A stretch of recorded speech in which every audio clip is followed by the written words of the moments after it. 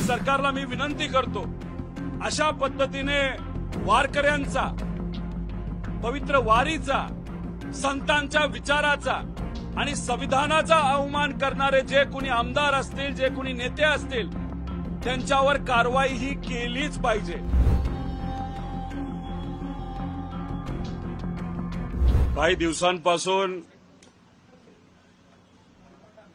महाराष्ट्राच्या विधिमंडळामध्ये जिथं आम्ही सर्वजण समतेचा विचार, सामान्य लोकांचा विचार हा मांडत असतो आणि कुठलाही भेदभाव न करता लोकांना न्याय कसा मिळेल यासाठी आम्ही सर्वजण आमदार म्हणून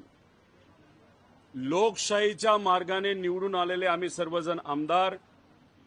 आणि लोकशाही आपण जेव्हा म्हणतो त्या लोकशाहीचा प्रमुख स्तंभ काय असेल ते हे आहे आपलं संविधान।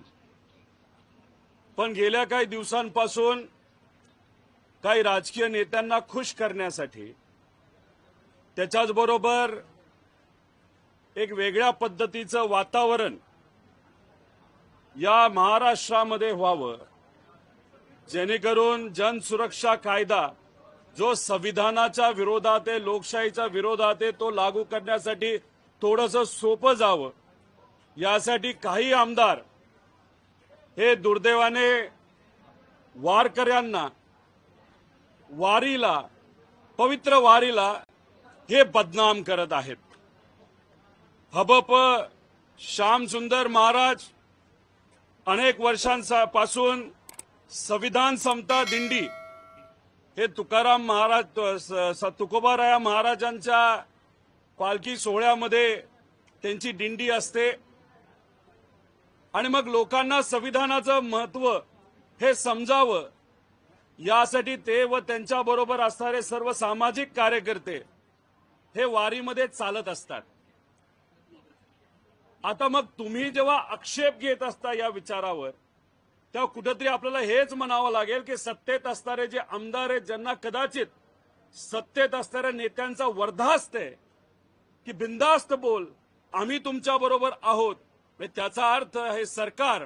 संविधानाच्या विरोधात आहे आणि वारीच्या विरोधात आहे। काही आंब्यावर विश्वास असणारे जे नेते आहेत, तुम्ही समजून घ्या कोण नेते आहेत ते, जेव्हा तलवार घेऊन वारीमध्ये येतात तेव्हा त्याच्यावर तुम्हाला आक्षेप घेता येत नाही। पण इथं काही लोक संविधान, जे पवित्र संविधान आहे ते वारीमध्ये आणतात, तेव्हा मात्र तुम्ही आक्षेप घेता। त्याच्याच बरोबर आपण जर बघितलं तर वारी आणि वारकऱ्यांचा जो विचार आहे तो समतेचा, एकतेचा, बंधुभावचा आहे आणि संविधान सुद्धा हेच ते आपल्याला सर्व शिकवत असतात। त्यामुळे सरकारला मी विनंती करतो, अशा पद्धतीने वारकऱ्यांचा, पवित्र वारीचा, संतांच्या विचाराचा आणि संविधानाचा अवमान करणारे जे कोणी आमदार असतील, जे कोणी नेते असतील,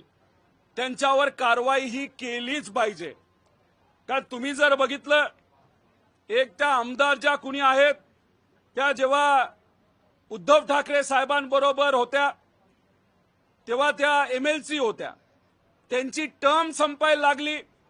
तेव्हा अचानक त्यांच्या मनामध्ये बदल झाला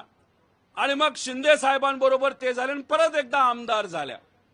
आता कदाचित त्यांना असं दिसतंय की शिंदे साहेबांची सुद्धा ताकद भाजप कमी करते का काय,